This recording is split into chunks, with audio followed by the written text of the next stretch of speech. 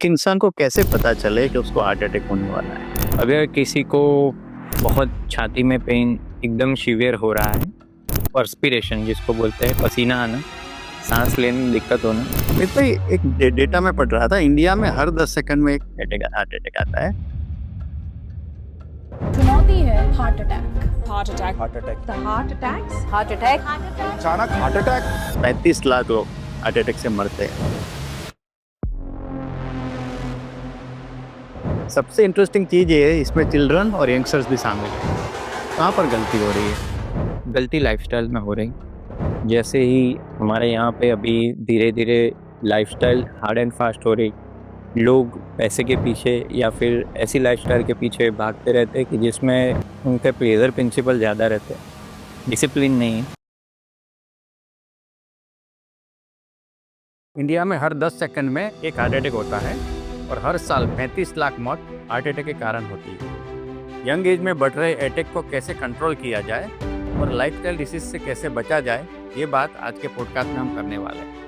आज के हमारे गेस्ट डॉक्टर मीत मोड लाइफस्टाइल डिसीज को ट्रेडिशनल वे में कैसे कंट्रोल करते हैं, इस पर बात करेंगे। So let's enjoy the show.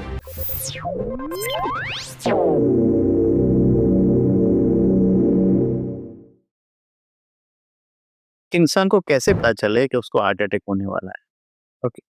अगर किसी को बहुत छाती में पेन एकदम सीवियर हो रहा है, जैसे कि वो पिन प्रिक नहीं, उसको एक पत्थर रख दिया वैसा पेन हो, जैसे कि अपन एक फिस्ट इधर रखते हो और फिस्ट कैसे कोई दबाया तो कैसे पेन होता है, या किसी को ऐसा पर्स्पिरेशन जिसको बोलते हैं, पसीना आना, सांस लेने में दिक्कत होना, एक आध दो स्टेप भी ना चल पाना, और उसको ऐसा लगे कि इम्पेंडिंग डूम जैसा, जैसे कि सादी लैंग्वेज में बोले हिंदी में, तो उसको ऐसा फील हो कि इसके बाद एक दो सेकंड वो नहीं जी पाएगा, और एकदम पत्थर रख दिया हो, ऐसा हार्ड फीलिंग हो, तो उसको बोल सकते हैं कि वो कार्डियक प्रॉब्लम हो सकता है, हार्ट।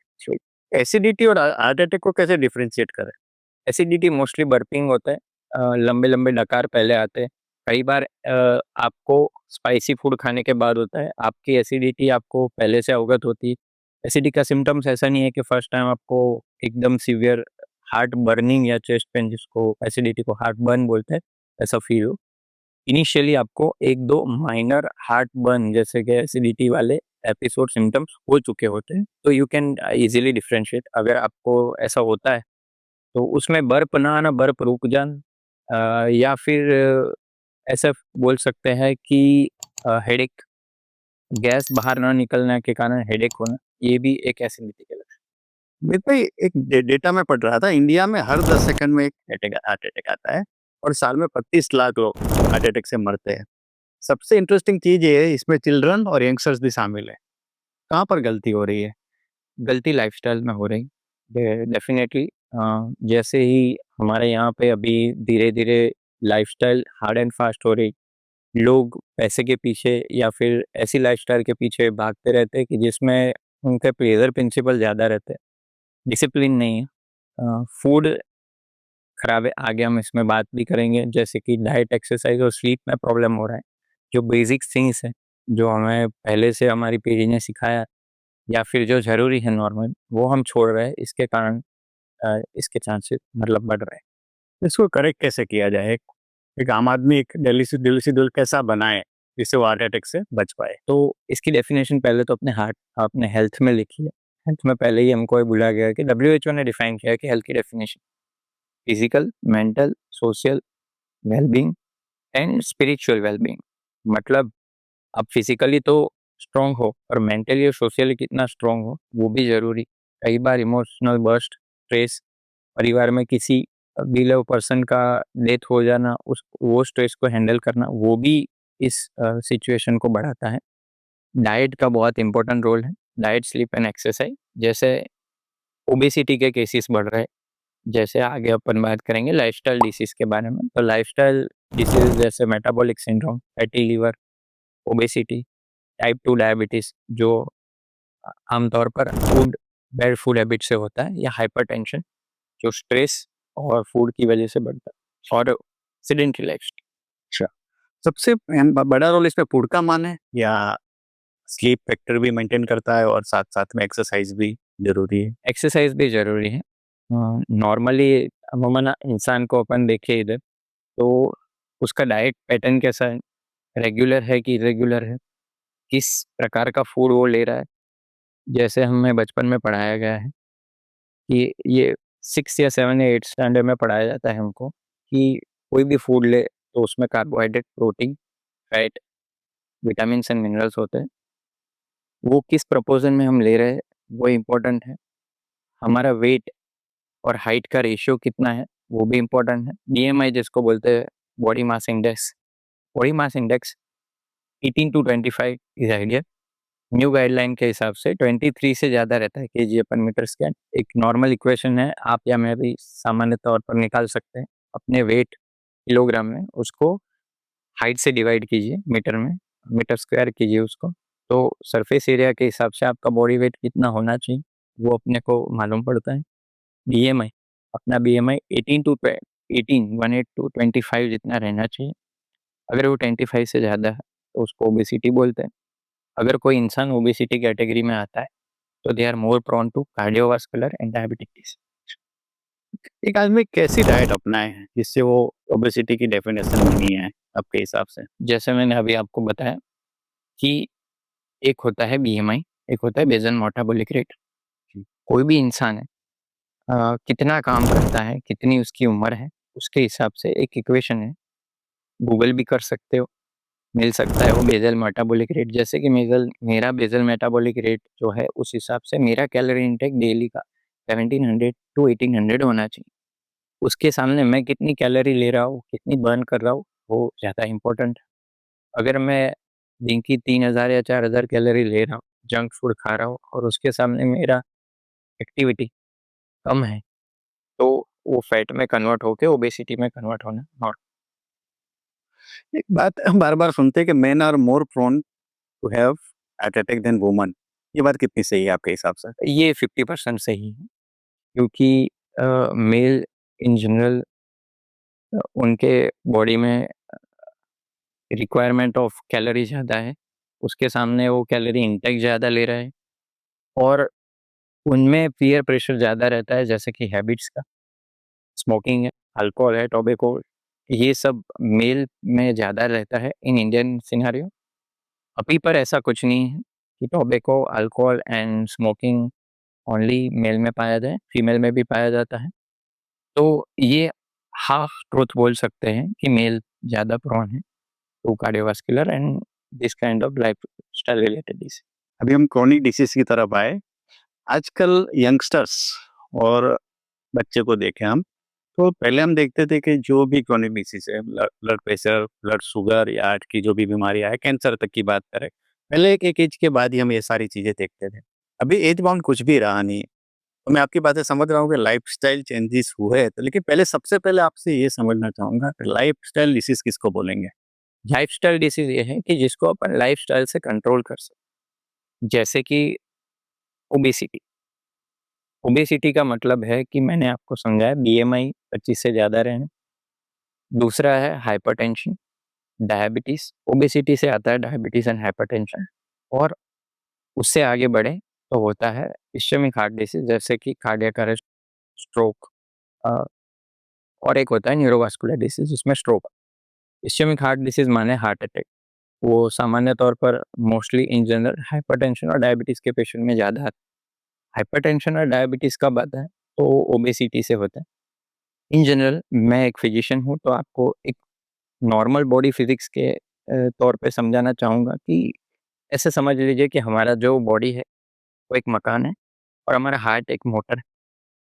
अभी मकान जितना बड़ा होगा उतना ही ज़्यादा मोटर पे लोड आएगा। हमारी जो ब्लड वेसल है उसको आप घर की एक पाइपलाइन समझ लीजिए कि जिसमें अपन पानी का बहाव जा रहा है। अभी अगर उस पाइपलाइन से हमको वाटर सप्लाई करना है तो आप इजीली सप्लाई कर पाओगे, और उसी पाइपलाइन से आपको अगर ऑयल सप्लाई करना है, जैसे कि जिसका विस्कोसिटी ज़्यादा है, तो अगर विस्कोसिटी ज़्यादा रहता है तो उसको सप्लाई करने में मोटर पे ज़्यादा लोड आएगा। जैसे अगर आप इधर एक पानी का ग्लास पड़ा है, मैं इसको ये पानी अगर अपने ये टेबल पे बहाऊँ तो आराम से वो बह जाएगा। इसी जगह पे अगर शुगर वाला पानी हो, कॉन्सन्ट्रेटेड शुगर वाला पानी जिसको चाशनी बोलते हैं, उसको आप अगर टेबल पे बहाओगे तो वो चिपक जाएगा। वैसे ही अपने ब्लड वेसल में मान लो कि शुगर आपका लेवल 200 या 300 रहता है, तो वो उसकी विस्कोसिटी ज़्यादा है। दूसरी चीज़ कि आप सॉल्ट इंटेक ज़्यादा रखते हो तो सोडियम ज़्यादा है, तो अपने ब्लड की जो विस्कोसिटी है और मोर और less decided by sodium and glucose. तो सोडियम और ग्लूकोज का लेवल ज़्यादा रहेगा तो उसकी विस्कोसिटी ज़्यादा रहेगी, वो पंप करने में हार्ट को ज़्यादा तकलीफ पड़ेगी, तो अगेन वो आपकी हार्ट की नलियों में जम सकता है। दूसरी चीज़, वो जो शुगर हमने यूटिलाइज नहीं किया, जो अनयूटिलाइज शुगर है, वो फैट में कन्वर्ट होता है। बॉडी का मेटाबॉलिज्म ऐसा होता है कि जो शुगर अपन जो कार्बोहाइड्रेट्स लेते हैं, हाई कार्बोहाइड्रेट डाइट, वो कन्वर्ट फैट में होता है अगर उसका यूटिलाइजेशन ना हो, अगर अपन वर्कआउट या एक्सरसाइज या वॉकिंग नहीं करते तो, और वो फैट नलियों में जम जाता है। हार्ट की मैंने जैसे आपको आगे मकान के एग्जांपल में बात, अगर जैसे पाइप को अगर ऐसे आप दबाओ तो प्रेशर से पानी जाता है, वैसे ही अगर अपने पाइप का डायमीटर, ब्लड वेसल्स का डायमीटर कम होगा तो प्रेशर से जाएगा। अगर प्रेशर से ब्लड सप्लाई करता है तो अपने जो मिनिमल वाइटल ऑर्गन है, जैसे कि ब्रेन, किडनी है, लीवर है, स्प्लीन है, या फिर आप बोल सकते हो कि जैसे हेयर है, पेरिफेरल, अपने हैंड एंड फुट है, वो एंड लेवल पे जहाँ पे छोटी ब्लड वेसल्स हैं, वो चॉकअप होने में और वहाँ पे डैमेज होने के चांसेस इनिशियली लेवल पे दिखाई देते हैं। और सबसे पहले वो आँख की रेटिना, ब्रेन और किडनी में पहले पाया जाता एक आदमी हार्ट अटैक की तरफ आगे बढ़ रहा है, उसको अगर सिंपली समझना हो, तो आप जैसे बता रहे हो कि ये सारे उसके ट्रिगर है। तो ऐसे कौन-कौन से इनिशियल ट्रिगर्स, आप जैसे ब्लड प्रेशर हो गया, शुगर, ऐसे कौन-कौन से ट्रिगर है, वो आप जो आपको हार्ट की बीमारी की तरफ ले जा रहे हैं? इसको थोड़ा डिटेल में समझाएँ। है। इसको डिटेल में ऐसे समझ सकते हैं कि ऐसे जैसे हमारे इंडिया में एक एवरेज लाइफ स्पैन एक इंसान का कितना होगा? 68, 68, हाँ, एवरेज 68 है। इन 72 ईयर्स इन अमेरिका। अगर आप उसको मान लो कि अगर आज एक बच्चा अपने इंडिया में पैदा होता है तो वो डिज़ायर्ड हेल्थ, उसको जेनेटिकली कोई प्रॉब्लम नहीं है, उसका बीच में एक्सीडेंट या वो कोई डिफ़ॉर्मिटी नहीं होता है, तो नॉर्मल हेल्दी लाइफ़स्टाइल खुद का कर पाना या खुद के ड्रीम अचीव करना, वो 70 ईयर्स जिएगा, 72 या 68, आप मान लो कि 68 जिएगा। अभी 68 उसका डिज़ायर्ड लाइफ स्पैन, उस लाइफ स्पैन में पहले आप देखोगे तो 30 साल तक इंसान की बॉडी की रीजनरेशन कैपेसिटी अच्छी होती है, राइट? जैसे कि आज आपको कुछ डैमेज हुआ, लंग्स इन्फेक्शन हुए, निमोनिया हुआ, कोई वायरल निमोनिया हुआ, या फिर रिपीटेडली आपको डायरिया भी हुआ, कि कुछ भी टाइप का इन्फेक्शन होता है, तो बॉडी के सेल्स को डैमेज करता है। वो सेल्स रीजनरेट होते हैं। 30 साल तक बॉडी की रीजनरेशन कैपेसिटी अच्छी होती है। 30 साल के बाद, हाफ लाइफ के बाद, वो रीजनरेशन कैपेसिटी कम हो जाती है। वो टेलोमरेज पे डिपेंड करता है, अपने क्रोमोसोम पे एक एंजाइम होता है टेलोमरेज, उस पे डिपेंड करता है कि अपना लाइफ स्पैन और अपनी एजिंग कैसे। इसके बाद एजिंग प्रोसेस धीरे-धीरे स्टार्ट होती है। आप एक हेल्दी लाइफ़स्टाइल अपना के वो 30 साल जो अपनी रीजनरेशन कैपेसिटी 30 से साल के बाद कम होती है, उसको आप एक्सपांड कर सकते हैं 40 या 50। जैसे आप एथलीट और फिल्म स्टार में कई बार देखते हैं जी, जी, कि बिल्कुल। उनकी हेल्दी लाइफ़स्टाइल हाँ। 40 या 50 तक एक्सटेंड होती है और रीजनरेशन कैपेसिटी उनकी वहाँ तक गेन होती है। जैसे ही बॉडी की रीजनरेशन कैपेसिटी डाउन होती है, वैसे-वैसे लाइफ़स्टाइल डिसीज़ होने के चांसेस ज़्यादा है। सो अगर आपकी हेल्दी लाइफ़स्टाइल और बैड हैबिट्स हैं, तो लाइफ़स्टाइल रिलेटेड डिसीज़ जैसे मैंने आपको बोला, obesity, fatty liver, diabetes, hypertension और उसके कारण कार्डियोवास्कुलर, न्यूरोवास्कुलर डिसीज़ जैसे कि स्ट्रोक, हार्ट अटैक होने के चांसेस ज़्यादा डॉक्टर साहब, आज घर-घर में माने ब्लड प्रेशर और डायबिटीज़, शुगर होना एक आम बात बन गई है। तो उसका मेडिकल मैनेजमेंट कैसे करते हैं? है। मेडिकल मैनेजमेंट सबसे पहले तो मैं एक लेमैन पर्सन को समझाता हूँ, तो जभी भी आप अपना शुगर कभी भी चेक करो, तो अगर वो 140 से ज़्यादा रहता है या फिर 150 से ज़्यादा रहता है कॉन्स्टेंटली, रैंडम शुगर, तो उसको बोल सकते हैं डायबिटीज़। पर वो एक ही चीज़ से अपन डायग्नोस नहीं कर पाते। कई बार आपको मॉर्निंग में फास्टिंग में शुगर चेक करना ज़रूरी है। नॉर्मल फास्टिंग शुगर एक हेल्दी पर्सन का 70 टू 110 है और खाने के 2 घंटे बाद का 110 टू 140 जितना होना चाहिए। अगर इससे ज़्यादा रहता है, अभी एक एडवांस रिपोर्ट्स ये भी आ गए हैं कि अगर इसमें HbA1c आप मान लो कि ग्लाइकेटेड हीमोग्लोबिन, जी, वो लेवल 6.5 से ज़्यादा रहता है, तो उसको हम डायबिटीज़ बोलेंगे। अगर डायबिटीज़ आपकी लाइफ़स्टाइल मॉडिफ़िकेशन से या फिर आपकी डाइट हैबिट से कंट्रोल नहीं हो पाता है, तो आपको मेडिकेशन पे रहना ज़रूरी है, क्योंकि वो कंट्रोल करने के कारण ही आपके ब्रेन, आँखें, रेटिना और किडनी पे डैमेज नहीं हो। अच्छा, ब्लड प्रेशर में भी सेम फार्मूला है? ब्लड प्रेशर के लिए है क्राइटेरिया 130/80, 130 सिस्टोलिक एंड 80 डायस्टोलिक। एक नॉर्मल बॉडी को फंक्शनिंग करने के लिए ये एवरेज डिसाइड हुआ है साइंटिफिकली। अगर उससे ज़्यादा कॉन्स्टेंटली रहता है तो वो डैमेज करता है वाइटल्स ऑर्गन, जैसे हार्ट, ब्रेन, जैसे मैंने बताया रेटिना, किडनी, ब्लड वेसल्स। एक बात ये भी मिथ बना हुआ है कि अगर एक बार आपने शुगर और ब्लड प्रेशर की दवाइयाँ चालू कर दी तो आपको ज़िंदगी भर ले ली। ये ज़रूरी ये मिथ्स मैं आपको बस्ट करना चाहूँगा कि मेरे ही कितने ही पेशेंट हैं जो दवाइयाँ छोड़ चुके हैं, जैसे कि डायबिटीज़ और हाइपरटेंशन की भी दवाई छोड़ चुके हैं। ये डिसीज़ ही इसमें बताता है कि it is the disease of lifestyle modification. Yeah. अगर आप लाइफ़स्टाइल मॉडिफ़ाई करते हो, तो आपको दवाई की ज़रूरत नहीं पड़ती।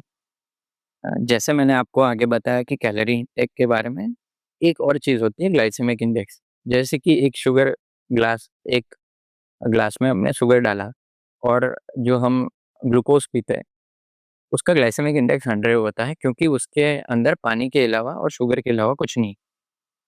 तो जभी भी आप डाइट ले रहे हो, आप खुराक ले रहे हो कोई भी, तो डाइट में हमेशा ध्यान रखो कि उसका ग्लाइसेमिक इंडेक्स कितना है। जैसे कि हमारे यहाँ जो व्हीट एंड सीरियल्स होते हैं, जैसे कि राइस, गेहूँ, चावल, मकाई या फिर बाजरा, उस सबका आप ग्लाइसेमिक इंडेक्स लोगे, तो उस सबका ग्लाइसेमिक इंडेक्स ज़्यादा है। 60 या 70% से ज़्यादा ही होगा। तो जो भी खुराक का ग्लाइसेमिक इंडेक्स 60 या 70% से ज़्यादा है, वो अगर आप कंज़्यूम कर रहे हो, तो आप शुगर ले रहे हो, खास ध्यान रखो। जैसे अभी गवर्नमेंट ने ट्राई किया था 2024 में मिलेट, तो मिलेट्स अगर आप लेते हो, तो उसका ग्लाइसेमिक इंडेक्स नॉर्मली सभी मिलेट का 40 टू 50% होता है। तो आपका कैलोरी कंजम्पशन वहाँ पे कम होता है। मेन भाई, कोविड के बाद ऐसा बोलते हैं कि लोगों को हार्ट डिसीज़ बढ़ गए हैं। तो ये भी क्या मिथ मान के चले कि उसमें कोई रियलिटी है? नहीं, उसमें पार्शियल रियलिटी है। आप ऐसा भी नहीं बोल सकते कि कोविड की वजह से हार्ट डिसीज़ नहीं बढ़े। हाँ, डेटा की आप बात करें, और अगर लाइफ़स्टाइल की और उसके साथ कोविड की वजह से जो थ्रोम्बोटिक इवेंट ज़्यादा हुए, उस हिसाब से बोल सकते हैं कि कोविड के बाद हार्ट डिसीज़ बढ़े। अभी मेरे मन में क्वेश्चन ये आ रहा है कि यंगस्टर्स में आजकल लेट सोना बहुत हो गया है। रात को 1-2 बजे तक यंगस्टर सोते हैं और स्क्रीन टाइम भी इन जनरल सबका बढ़ गया है।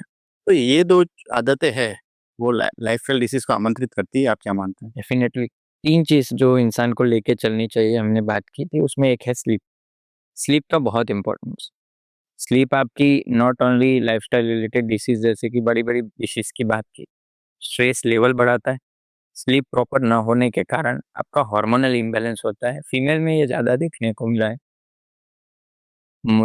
नॉर्मली अपन बॉडी की बात करें तो अर्ली मॉर्निंग 4 टू मॉर्निंग 10 तक कॉर्टिसोल लेवल ज़्यादा रहता है। अगर कोई इंसान लंबा जगता है और लेट उठता है, तो हार्मोनल इम्बैलेंस होने के चांसेस ज़्यादा है, और इसी हार्मोनल इम्बैलेंस के कारण ही ओबेसिटी और डायबिटीज़ के केसेस बढ़ रहे हैं।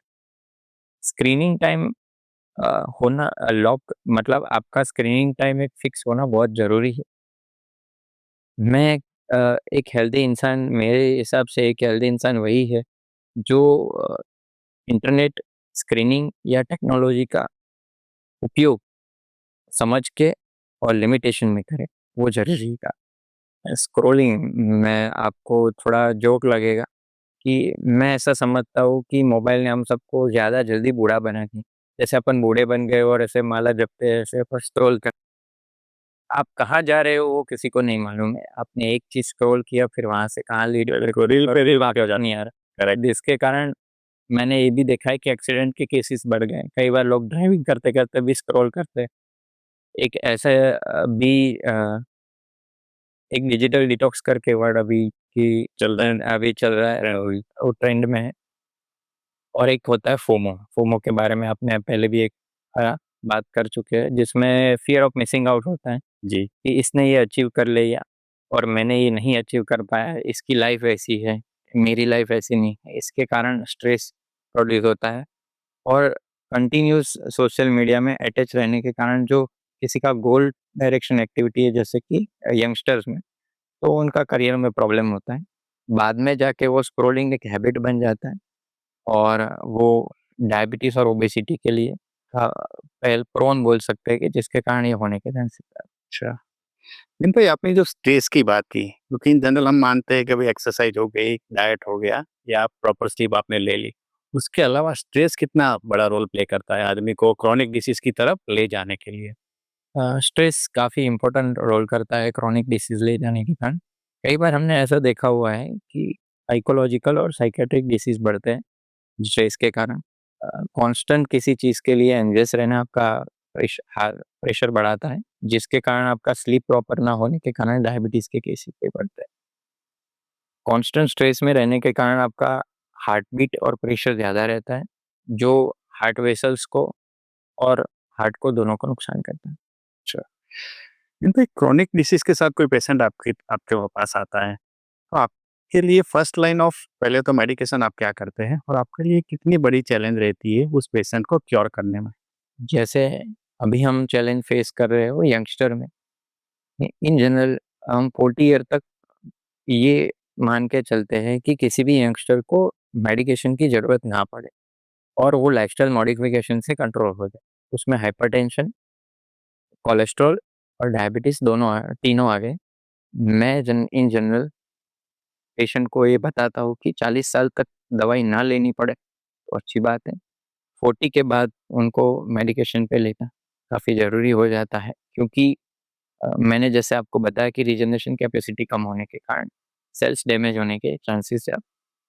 तो अगर किसी को जेनेटिकली नहीं, लाइफ़स्टाइल रिलेटेड डायबिटीज़, कोलेस्ट्रॉल या हाइपरटेंशन आता है, तो हम उसको पहले लाइफ़स्टाइल मॉडिफिकेशन पहले समझाते हैं कि जिसमें yoga, meditation, exercise and proper diet.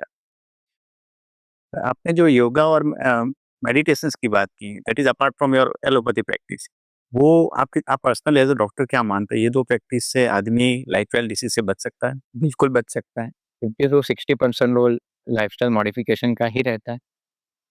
Tablet का रोल 20 टू 30% ही है।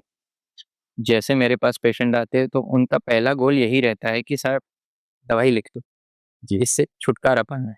ये लाइफ़स्टाइल रिलेटेड डिसीज़ में नहीं हो सकता। जैसे कि नॉर्मली आप डेंगू, मलेरिया या टाइफाइड या कोई इन्फेक्शियस डिसीज़ ले लो जिसमें आपने दवाई दी, आपने ट्रीटमेंट किया और ठीक हो गया।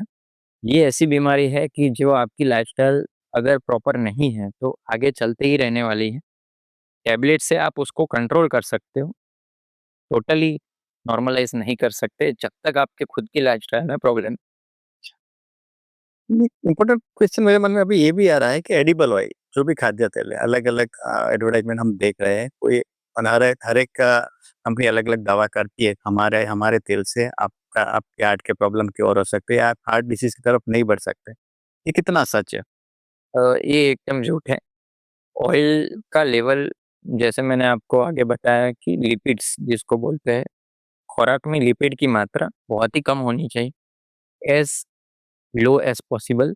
कि तो कोई भी तेल हेल्दी नहीं है, ऐसा मेरा मानना है। कि आप किसी भी ब्रांड को या किसी भी प्रकार के तेल को आप ये नहीं कह सकते कि ये बिंदास खाओ और इससे कुछ नहीं होगा। अल्टीमेटली आपके जो लिपिड्स लेवल है वो मेंटेन नहीं रहेंगे तो वो नुकसान करेगा।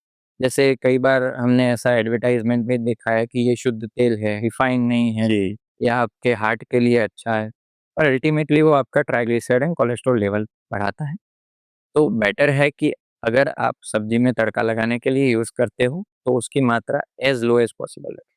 और अभी ट्रेंड है कि आप जीरो ऑयल कुकिंग भी कर सकते हैं, कि जिसमें आप ऑयल की मात्रा को जीरो तक ले आ सकते हैं। आप डेली कुकिंग की स्किल की अगर बात करें तो स्किल से आप उसको कम कर सकते आजकल एक ट्रेंड वेगन का बहुत चल रहा है। लोग डेयरी और डेयरी प्रोडक्ट से दूर हो रहे हैं। ये कितना सच है? यानी कितना मेरे हिसाब से मेडिकली आप इसको एस्टेब्लिश करते हैं? ऐसा कुछ नहीं है कि आप वीगन डाइट फॉलो करते हो तो वो बेटर है।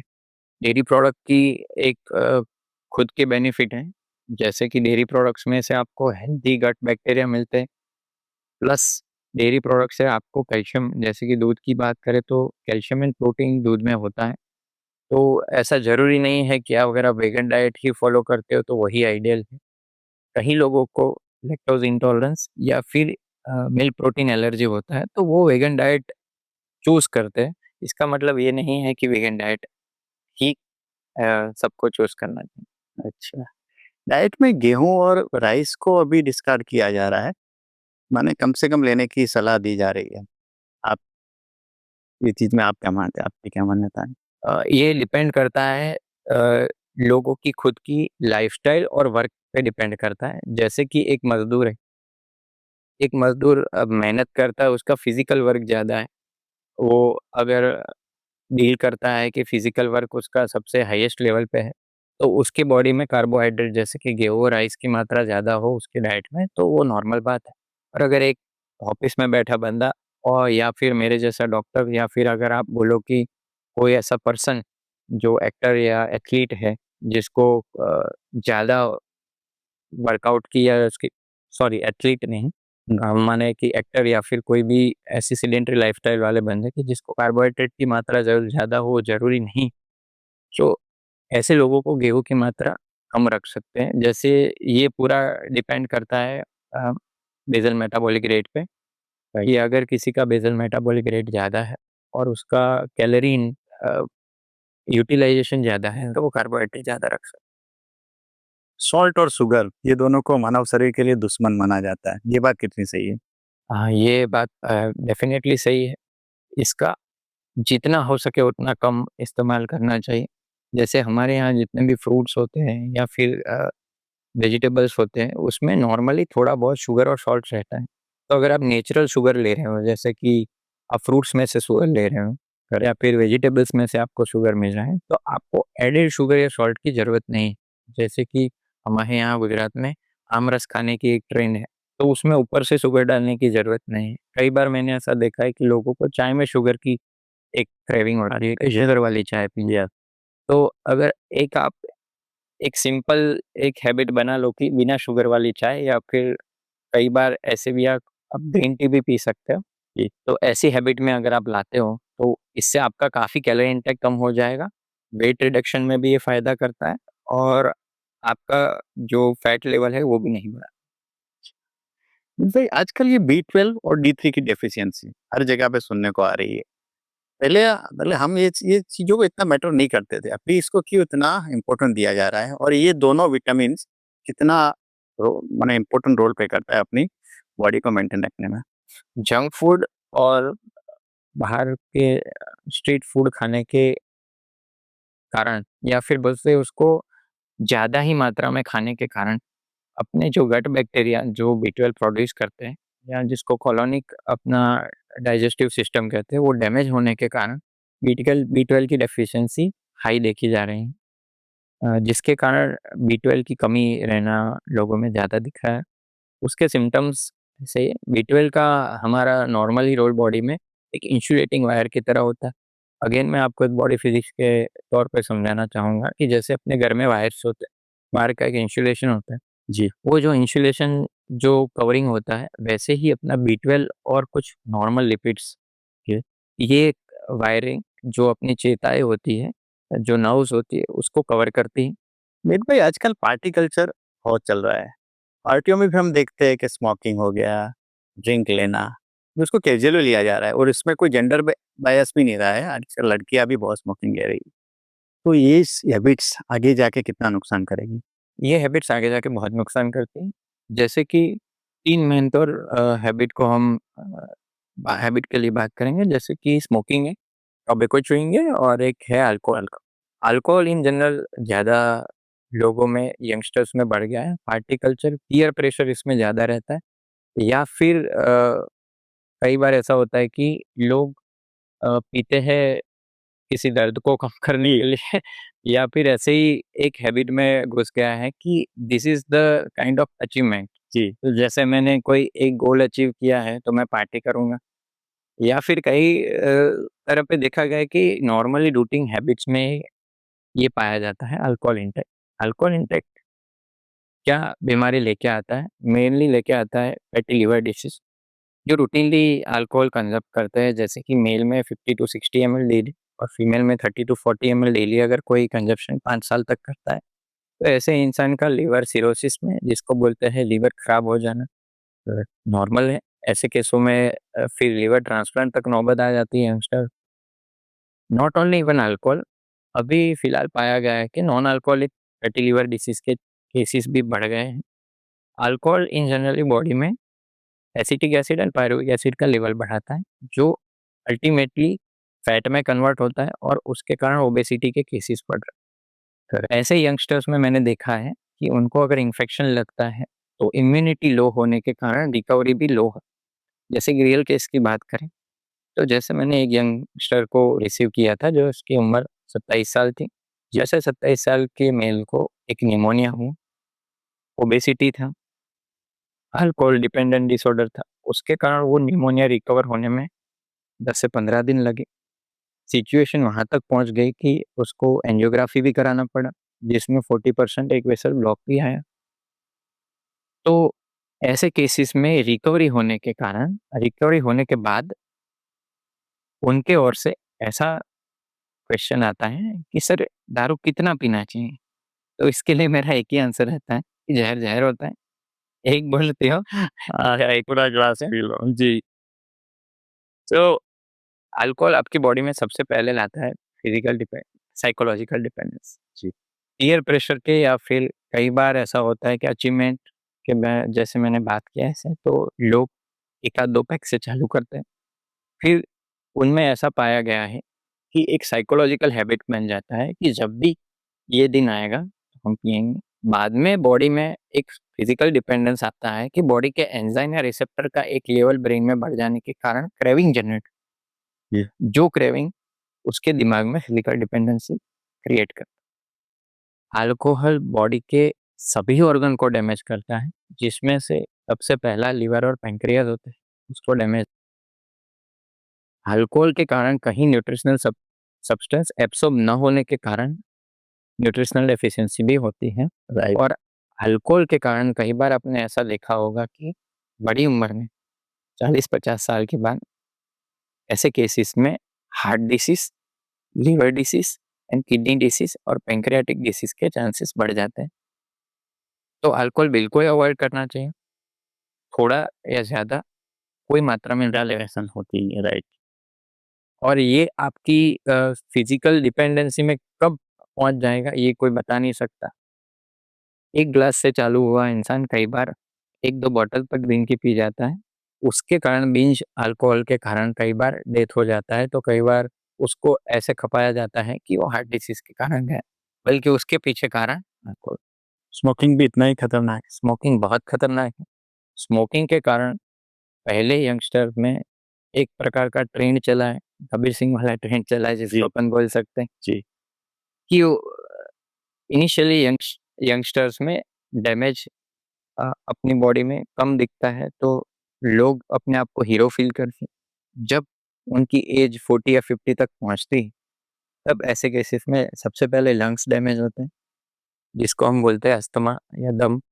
ये होने के चांसेस सबसे पहले हैं। ऐसे दर्दियों को 40-50 से ही ब्रोंकोडायलेटर जो दम की बीमारी की इलाज वो लेने के उस पे डिपेंड हो जाते हैं और कांस्टेंट पूरी लाइफस्टाइल उनको ये दवाई लेनी पड़ती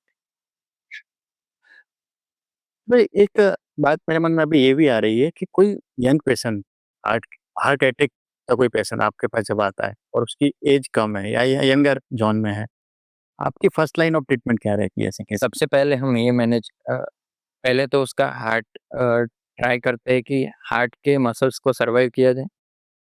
उसकी ट्रीटमेंट में आगे जाके कार्डियोलॉजिस्ट द्वारा स्टेंट बिठाना या फिर वेसल्स कैसे ओपन की जाए और वो हार्ट के अंदर ब्लड सप्लाई फिर से रेगुलेट हो जाए, वही रहता है।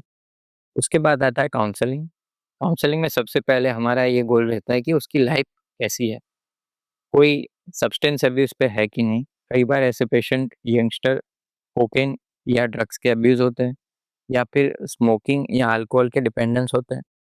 अगर वो भी ना हो तो हमारा सेकंड लाइन यही रहे देखा जाता है कि उसकी जेनेटिकल इम्प्रिंट कैसी है। जैसे कि एक होमोसिस्टिन नामक अमीनो एसिड है जो बॉडी में ज़्यादा होने के कारण यंगस्टर्स में स्ट्रोक एवं हार्ट अटैक होने के चांसेस ज़्यादा हैं। ऐसे केसेस को हम हाइपर होमोसिस्टिनिमिया बोलते हैं। आपने कई बार अखबारों में पढ़ा होगा कि 15 साल, 20 साल या 25 साल के यंगस्टर्स में हार्ट अटैक और स्ट्रोक होने के कारण मेनली होमोसिस्टिन पाया गया है। जी। होमोसिस्टिन ज़्यादा होता है तो इसमें इसकी ज़्यादा कोई फैंसी ट्रीटमेंट नहीं है। ऐसे केसेस में हमको बस चेक करना है कि यंगस्टर में होमोसिस्टिन ज़्यादा है कि नहीं। जी। B6, B9 एंड B12 के कॉम्बिनेशन वाली एक दवाई है, होमोसिस्टिन को कंट्रोल कर सकती है। वो आप फिजिशियन के गाइडेंस के तौर पे ले सकते हैं और ईयरली अपना होमोसिस्टिन चेकअप करा के उसको कंट्रोल रख सकते हाँ, मेरे पे आपने जैसे बताया 40 साल के बाद इसके रेगुलर चेकअप बहुत ज़रूरी है। कौन-कौन से चेकअप एक 40 इयर्स प्लस के इंसान को रेगुलर कराने चाहिए? उसका थोड़ा ब्रेकअप है, समझाएँ हमको। हैं। वो डिपेंड करता है कि आपकी लाइफ़स्टाइल कैसी है, जी। वो आप फिजिशियन से मिलके बाद में डिसाइड कर सकते हैं।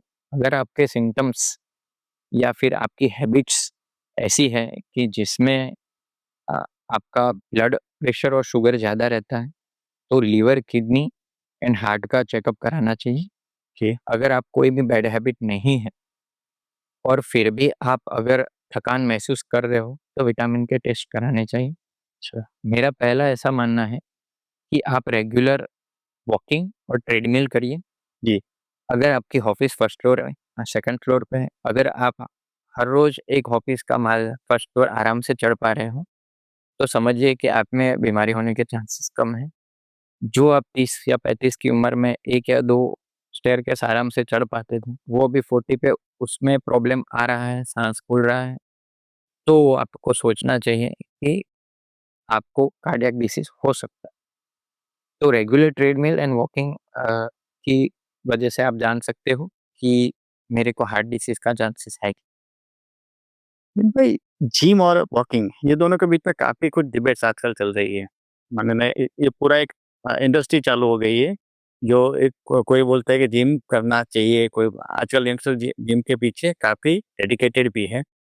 अ, ऐसे माने कि एक आदमी को ज़्यादा जिम करने से या ज़्यादा वॉकिंग करने से कोई प्रॉब्लम हो सकता है? वॉकिंग या जिम ज़्यादा करने से प्रॉब्लम नहीं होता है। आप किस लेवल पे और कैसे उसको इम्प्लीमेंट करते हो वो डिपेंड करता है। राइट। जैसे कि आज मेरे पास कोई मरीज़ आता है, वो ओबेसिटी है, उसको मेटाबॉलिक सिंड्रोम है, मोटापा है। मैं उसको पहले ही दिन ये नहीं सजेस्ट करूँगा कि आप जिम करो। मैं ये उसको यही समझाऊँगा कि पहले आप वॉकिंग से स्टार्ट करो, आपकी कैपेसिटी एनहांस करो, धीरे-धीरे उसको बढ़ाते जाओ। जैसे कि आज मैंने आपको बताया कि आपको वॉकिंग करना है, तो मैं आपको बताऊँगा कि आप सिंपली 30 मिनट वॉकिंग कीजिए। आप 1000 दिन वॉकिंग कीजिए, 3 साल तक वॉकिंग कीजिए 30 मिनट, उसकी स्पीड बढ़ाते जाइए। जी। अगर 1 या 2 महीने आप 30 मिनट वॉक कर पा रहे हो, तो मैं आपको बोलता हूँ कि अगर आपकी कैपेसिटी इसको आप बढ़ाना चाहो तो बढ़ा सकते और जिम के लिए आपकी सलाह क्या रहेगी? हो। जिम कभी उसके बाद ही जिम में जाना है, आपने जैसे समझाया। ओके। जिम जाना कोई बुरी बात नहीं है, जिम करना चाहिए। जिम से मेरा कोई ऐसा दुश्मनी नहीं, जी। पर मैं ऐसा सजेस्ट करना चाहूँगा कि जो भी करो आप रेगुलर करो। जैसे कि मैंने आपको बोला कि वॉकिंग करो, तो वॉकिंग एक ऐसी चीज़ है कि आप 30 मिनट निकाल के वॉकिंग डेली कर सकते अच्छा। हो। जिम आप कितना रेगुलर करते हो, आपकी लाइफ में कैसे ले आते हो, वो डिपेंड करता नहीं, प्रोसेस्ड फूड और जंक फूड, जिसको हम फास्ट फूड भी बोल दें, है। वो उसका डेली कंजम्पशन कितना खतरनाक बहुत खतरनाक है, डेली कंजप्शन होना ही नहीं चाहिए। अगर आप टेस्ट के लिए क्रेविंग डेवलप हुआ है और करना चाहो तो monthly one is advisable. Weekly once आप तभी कर सकते हो कि उतना कैलोरी आप अगर बर्न कर पाओ। मैदा, प्रोसेस्ड फूड, मेयोज़ एंड चीज़ जो है, उसको आप अगर बर्न नहीं कर पाते, तो उसका रेगुलर कंजप्शन नहीं करना चाहिए। अच्छा। वो अल्टीमेटली वो आपकी बॉडी को नुकसान मेन पे लाइफस्टाइल डिसीज से बचने के लिए एक इंसान की आदर्श लाइफस्टाइल कैसी होनी चाहिए? जैसे हमने बात की कि बैड हैबिट्स, तो बैड हैबिट्स को जितना भी आप कंट्रोल करने जाओगे, उतना क्रेविंग होगा। हैबिट्स के लिए 2 पुस्तक लिखे गए हैं, एक है पावर ऑफ हैबिट्स जो चार्ल्स डुहिग ने लिखा है, एक है एटॉमिक हैबिट। अगर कोई बंदा पढ़ा-लिखा मेरे से पूछना चाहे कि हैबिट के बारे में मेरे को ज़्यादा जानना है, तो ये बुक्स ज़रूर पढ़े। ओके, एक बार फिर से दोनों के नाम बता दीजिए। Power of habits and atomic habit, right. ये दोनों पढ़िए। जी। हैबिट कैसे जनरेट होती है? एक होता है हमारा फ्रंटल लोब जो दिमाग होता है, वो हमारा है ड्राइव क्रिएट करता है। जैसे आप ऐसे ही नॉर्मल लेमन लैंग्वेज में समझ लीजिए कि अपना एरोप्लेन है बॉडी और उसका पायलट है फ्रंटल लोब। मतलब पायलट हमेशा कॉकपिट में बैठता है, ऐसा समझ लीजिए। जी। तो ये ड्राइव डिसाइड करता है, अपनी हैबिट कंट्रोल करता है। और एक होता है लिम्बिक सिस्टम। लिम्बिक सिस्टम को आप मन समझ लीजिए, फ्रंटल लोब को आप अपना दिमाग समझ लीजिए। हमेशा लड़ाई होती है दिमाग और मन के बीच। मन बोलता है कि आज मैं जंक फूड खा लूं, आज मैं सिगरेट पी। फ्रंटल लोब होता है कि उसको कंट्रोल कर। जी। तो फ्रंटल लोब हमेशा एक कमांडिंग के तौर पे काम करता है, जैसे कि ब्रिगेडियर समझ लो उसको। जी, जी। वो स्टिक की तरह काम करता है, वो डेवलप कराता है हैबिट को। तो कोई भी आप बुरी हैबिट को कंट्रोल करना चाहते हो, तो आप एक अच्छी हैबिट स्विच करो। जैसे राइट। कि आप अपने लाइफ पार्टनर को या पड़ोसी या फिर अपने दोस्त को ऐसा बता सकते हो कि चल अपन वॉकिंग के लिए चलते हैं। जो 3 हैबिट मैं आपको बताना चाहता हूँ, एक रेगुलर स्लीप पैटर्न, एक है वॉकिंग और एक होता है मेडिटेशन। ये 3 हैबिट अगर आप अपनी ज़िंदगी में ले आते हो, जी। तो ये आपकी बॉडी में आने वाले जो डिसीज़ हैं, जो लाइफ़स्टाइल के कारण आए हैं, जैसे कि हमने आगे बात की, वो डिसीज़ ना आए या फिर वो डिसीज़ में भी हमारा बॉडी कैसे ओवरकम कर सके, उसके लिए बहुत ज़रूरी है। अच्छी हैबिट कैसे डेवलप होती है? जैसे मैंने आपको बात किया कि अगर कोई चीज़ आप अगर 1000 दिन करते हो, जी। 1000 दिन माने कि 3 साल। जैसे अपने कोई भी एजुकेशन है, जैसे कि मास्टर है या फिर कोई भी आप बैचलर एजुकेशन मान लो, वो 3 साल का होता है। इतना तो आप मानते हो, करेक्ट? तो कोई अगर बंदा 1000 साल 8 घंटा काम करता है, तो वो उसके लिए ग्रेजुएट हो जाता है। हैबिट में भी ऐसा ही होता है कि अगर आपने कोई हैबिट 3 साल के लिए आपकी बॉडी में ले आए, तो वो हैबिट कोई निकाल नहीं पाता। हैबिट के बारे में ज़्यादा बात करें, तो एक वाक्य है, जो हमेशा अपने घर पे लिख दीजिए, अपनी डायरी में लिख दीजिए कि 30 साल की उम्र तक इंसान आदत बनाता है, 30 साल के बाद आदतें इंसान बनाता है। क्या जैसे आप कोई भी एथलीट पर्सन को या फिर कोई स्पोर्ट्स पर्सन जैसे क्रिकेटर को देख, जैसे कि आप विराट कोहली को देखें, उसका आप इंटरव्यू देखना, उन्होंने भी उसने ऐसे ही बताया था कि पहले उसकी हैबिट क्या थी, उसने अपनी बॉडी में क्या चेंजेस लाए और उसके बाद उसकी लाइफ कैसी रही, वो उसने बताया। करेक्ट। ऐसा ही मैं आपको बताना चाहूँगा कि 30 के बाद अगर आप कोई हैबिट डेवलप करना चाहो, तो थोड़ा मुश्किल है। जी। 30 से पहले बन जाने के कारण यही है कि इसमें दिमाग का कंट्रोल ज़्यादा होता है। बराबर। एक आप बॉडी को चाबुक मार के भी एक सही दिशा में ले जा सकते हैं। तो हैबिट ऐसे ही डेवलप होती है। इससे आगे अगर बात करना चाहे, कोई मेरे को बोले कि हेल्दी पर्सन की हैबिट कैसे, तो फिजिकल, मेंटल और सोशल वेलबीइंग के बारे में बात करें, तो जैसे एक्सरसाइज और वॉकिंग एक ऐसी हैबिट है, जैसे कि आगे हमने बात की कि वॉकिंग या जिम। जी। तो वॉकिंग एक ऐसी हैबिट है कि नॉर्मल पर्सन कर सकता है और वो छूटने के चांसेस कम है। अगर आप ब्रिस्क वॉकिंग भी ना कर पाओ, तो कैसे भी आप 30 मिनट वॉक कर सकते हो। 30 मिनट या 20,000 स्टेप एक आइडियल है। इतना वॉकिंग करने से आपका 50% of daily daily consumption calorie का है, वो बर्न हो सकता है, अगर आप ब्रिस्क वॉकिंग रिस्क होते करते हैं। हैं, बराबर है। दूसरा होता है मेंटल हेल्थ। तो मेंटल हेल्थ के लिए आपको मेडिटेशन करना चाहिए और स्लीप रेगुलर करना चाहिए। अच्छा। स्लीप रेगुलर करने के लिए रीडिंग बहुत ज़रूरी है। अच्छा। दूसरी एक चीज़ है कि मिल्क, एक वार्म मिल्क जिसमें ट्रिप्टोफन करके अमीनो एसिड होता है, जो मेलाटोनिन में कन्वर्ट होता है। अच्छा। और मेलाटोनिन स्लीप प्रोडक्शन करता है। मेलाटोनिन एक हार्मोन है जो अपनी पीनियल ग्लैंड, जिसको अपन थर्ड आई पहले बोलते जी। हैं, वो पीनियल ग्लैंड्स में से सीक्रेट होता है। मेलाटोनिन का लेवल जैसे ही सूर्यास्त, जिसको बोले सनसेट के बाद बॉडी में बढ़ता है, जी। 8 या 9 बजे तो पीक पे होता है, जिसको स्लीप इंड्यूस कर बॉडी में स्लीप इंड्यूस करने के लिए बहुत ज़रूरी है। अच्छा। आजकल हम काफ़ी सारे लोगों में देखा गया है कि स्क्रीनिंग टाइम के कारण या फिर डायबिटीज़, हाइपरटेंशन या बीपी या शुगर ज़्यादा रहने के कारण, स्लीप पैटर्न डिस्टर्बेंस होने के कारण मेलाटोनिन हार्मोन लो रहता है। ऐसे लोगों में मेलाटोनिन प्रिस्क्राइब किया जाता है अच्छा। फिजिशियन के गाइडेंस के अनुसार। और जो शिफ्ट वर्कर होते हैं, शिफ्ट वर्कर की लाइफ बहुत ही क्रिटिकल रहती है। जैसे कि कोई फैक्ट्री में काम करता है, एयर होस्टेस है, पायलट है, ऐसे लोगों को कांस्टेंट स्लीप पैटर्न चेंज होने के कारण मेलेटोनिन लो होता है, जिसके कारण स्लीप डिस्टर्बेंस की बीमारी रहती है और मेंटल हेल्थ में प्रॉब्लम करती है। तो मेंटल हेल्थ के लिए मेडिटेशन, योगा एंड रीडिंग बहुत इंपॉर्टेंट है। सोशल वेलबीइंग के लिए आप कौन से प्रोफेशन में हो वो ज़्यादा डिपेंड कर लिया। अगर आप एक ऐसे प्रोफेशन में हो जिसमें आपका कांस्टेंट इन्वॉल्वमेंट है, तो आप कितने टाइम पे आप लोगों को मिल पाते हो, कैसा बिहेव करते हो, वो डिपेंड करता है। और वो आपका लेज़र प्रिंसिपल डिपेंड करता है कि आपकी सोशल हेल्थ कैसी। हार्ट डिसीज या कोई पण क्रिटिकल डिसीज के बाद उसकी जो ट्रीटमेंट है वो बहुत ही कॉस्टली है, और जहाँ तक हार्ट अटैक और एडवांस स्टेज में जब पेशेंट चला जाता है तो लाखों रुपए खर्च हो जाते हैं।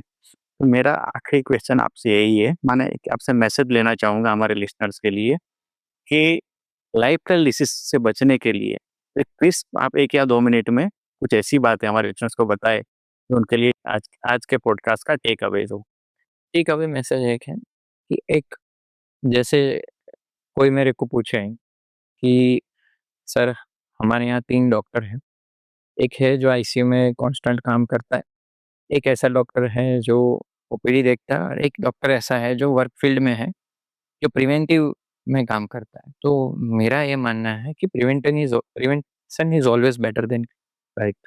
एक मास पॉपुलेशन की हेल्थ के बारे में अगर कोई सोचता है, तो सबसे अच्छा डॉक्टर मैं मानता हूँ। जैसे कि कोई अगर मेरे यहाँ मलेरिया का मरीज़ वेंटिलेटर पे है और हमारे यहाँ ग्रुप टीम एफर्ट के कारण वो बच जाता है, तो एक अचीवमेंट है। पर मेरे हिसाब से अच्छा डॉक्टर या फिर हेल्थ केयर प्रोफ़ेशन वो है कि वो होने ही ना दे। एक बात जैसे कि आप आगे बात करें हम कि लाइफ़स्टाइल डिसीज़ के बारे में मैं अगर आपके साथ पॉडकास्ट में ऐसी-ऐसी बातें बताता हूँ, जिससे उसका हेल्थ उस जगह जाए ही नहीं। सही बात। तो वो एक मास पॉपुलेशन को एक अच्छी और लो कॉस्ट बेनिफिट वाली बात करना बहुत ज़रूरी है। जैसे मैं आपको एक बात कहूँ कि फ्रूट्स खाइए। एक हैबिट मैंने ऐसी मेरे ज़िंदगी में ऐसी लाई है कि जब भी मेरा सैलरी होगा, मैं उस दिन फ्रूट खरीदूँगा। जैसे हम देखा गया है यंगस्टर में कि जब भी वो यंगस्टर होते हैं, जो फर्स्ट सैलरी आती है, कई बार ऐसा यंगस्टर में होता है कि हर मंथली उनकी सैलरी आती है तो मूवी देखने जाते हैं, पार्टी करते हैं। एक हैबिट ऐसी रखनी चाहिए कि चलो उस दिन अपन फ्रूट्स खरीदें। क्या बात! तो मैं एक आपको हैबिट देता हूँ कि अगर किसी को प्रॉब्लम है, स्टमक का इंडाइजेशन रहता है, जी। कई लोगों को ऐसा रहता है कि क्रॉनिक कोलन प्रॉब्लम है, तो मैं उन्हें समझाता हूँ कि एक एप्पल खाइए 11 पे। अच्छा, आप 1 महीना खाइए, 2 महीना खाइए, डेली खाइए एक एप्पल। अच्छा, 3 महीने बाद आप मेरे को नहीं मिलेंगे कि मेरे पास वो बीमारी है। क्या बात है! तो फ्रूट्स काफ़ी ज़रूरी हैं, जी, जिससे आपका हेल्थ काफ़ी अच्छा है। दूसरी एक बात मैंने जो आपको बताई एक है हैबिट टेक ऑफ मैसेज में वॉकिंग की। एक मैं आपको हैबिट बताता हूँ सूर्य नमस्कार। कोई अगर मेरे को पूछे कि एक ऐसी चीज़ मेरे को बोले भैया डॉक्टर साहब मेरे को करनी चाहिए, तो मैं आपको बताता हूँ कि सूर्य नमस्कार एक ऐसी चीज़ है अच्छा, कि 2 फीट बाय 6 फीट में आप कहीं पे भी कर सकते हैं। आप ट्रेन में कर सकते हैं, प्लेन में कर सकते हैं, अगर वो अलाउ करे तो। आप बाथरूम में कर सकते हैं, आप अपने बेड के बाजू में कर सकते हैं। आप अगर दुनिया के कोई भी कोने में हो, हाँ, तो आप एक राउंड सूर्य नमस्कार यानी कि 12 या 14 सूर्य नमस्कार कर सकते हैं। उसके लिए टाइमिंग होता है हार्डली 5 टू 10 मिनट्स। अगर आप उसके रेगुलर वर्क करते हो उसमें तो जी। 4 मिनट या 5 मिनट में हो जाता है 12 सूर्य नमस्कार। आजकल मेंटल हेल्थ की बहुत बातें हो रही है, तो क्या लाइफस्टाइल डिसीज को मेंटल हेल्थ से कनेक्ट कर सकते हैं? हाँ, बिल्कुल कर सकते हैं। मेंटल हेल्थ माने कि किसी किसी भी इंसान का एक व्यवहार या बोल सकते हैं कि behaviour, state of mind, speech, उसका अपीयरेंस, वो मेंटल हेल्थ पे डिपेंड करता है। मेंटल हेल्थ को सुधारने के लिए मैंने हेल्दी हैबिट्स की जैसे बात चल रही थी, सो उसमें मैंने आपको बताया कि रीडिंग। दूसरी चीज़ है कि म्यूज़िक। अ, कोई भी इंसान की ज़िंदगी में म्यूज़िक होना बहुत ज़रूरी है। जैसे मैंने आपको कई बार समझाया कि ट्रीटमेंट माने टैबलेट ही नहीं, टैबलेट लेना ही या फिर दवाई लेना ही एक ट्रीटमेंट नहीं है। कई बार एक अच्छा म्यूजिक सुनना ही ट्रीटमेंट है। अपने इंडिया में काफी सारे ऐसे राग हैं, ये राग का आप म्यूजिक सुनते हो तो वो भी एक फायदेमंद है। अगर किसी को स्लीप डिप्राइवेशन, तो उस हिसाब से वो उस राग का म्यूजिक सुने। इसके बारे में आप आगे बुक भी पढ़ सकते हो या जान सकते हो कि राग अपने जो भी इंडिया में इम्प्लीमेंट हुए, वो एक ट्रीटमेंट के तौर पे इम्प्लीमेंट हुए हैं। उस हिसाब से म्यूजिक सुना जाए तो स्लीप पैटर्न सुधर सकता है। कई बार आपको एक स्टेट ऑफ माइंड में से बाहर लाने के लिए भी म्यूजिक जरूरी है आपके मॉर्निंग ड्राइव के। कई बार हमने ऐसा देखा हुआ है कि आपका मॉर्निंग जो रूटीन होता है, उसमें आप मॉर्निंग में कौन सा म्यूजिक सुनते हैं, जिसके आपका अवेकनिंग रूटीन कैसे चालू होता है वो डिपेंड करता है। म्यूजिक एक मेंटल हेल्थ में फायदा करता है। दूसरा होता है रीडिंग। रीडिंग माने आज आप यहाँ से एक चालू करो कि आपको जो चीज़ अच्छी लगे वो पढ़ो। ज़रूरी नहीं है कि आप कोई बायोग्राफी पढ़ो या किसी डिसीज़ के बारे में पढ़ें या फिर कोई हेल्दी लाइफ़स्टाइल के बारे में पढ़ें या हैबिट के बारे में पढ़ें। ज़रूरी है कि आप कुछ पढ़ें। रीडिंग से आपका स्पीच डेवलप अच्छा होता है। जी। दूसरा चीज़ है, रीडिंग से आपका स्लीप पैटर्न सुधरता है। रीडिंग से आपका किसी की बारे में एक प्रकार का बोले तो सही है। बिहेवियर या टोन या फिर किसी के लिए आपका एक स्वभाव वो भी सुधर सकता है। अच्छा। रीडिंग आपके माइंड को स्टेबलाइज करता है और म्यूजिक आपके माइंड को एक सिचुएशन में से बाहर लाने का काम। मेडिटेशन भी इसमें है? मेडिटेशन बहुत जरूरी है। जैसे हाइपर टेंशन है, उसका एक रीजन स्ट्रेस है, तो मेडिटेशन आपके दिमाग को शांत करता है और एंजाइटी या फिर पैनिक सिचुएशन के कारण होने वाले हाइपरटेंशन को कंट्रोल करता है, जो आगे जाके स्ट्रेस रिलेटेड बीमारी जैसे कि हार्ट अटैक या स्ट्रोक होने के चांसेस कम करता पे आज आपने लाइकल डिसीज को मैंने इतना डिफाइन किया और आपने सिर्फ अपना जो एलोपैथी की ऑथेंटिक जो बात है उसके बाहर भी बहुत सारी बातें की। पर्टिकुलर आपने जैसे बताया म्यूजिक है, मेडिटेशन है, वॉकिंग है, तो ये सारी चीज़ें भी एक अच्छी ज़िंदगी बनाने में या अच्छी हेल्थ बनाने में इतना ही रोल इम्पोर्टेंट करती है। आज आपने हमारे लिए समय निकाला, हमारे लिसनर्स आपकी ये सारी बातें अपनी ज़िंदगी में आत्मसात करें, ऐसी मैं आशा रखता हूँ। Thank you very much for coming.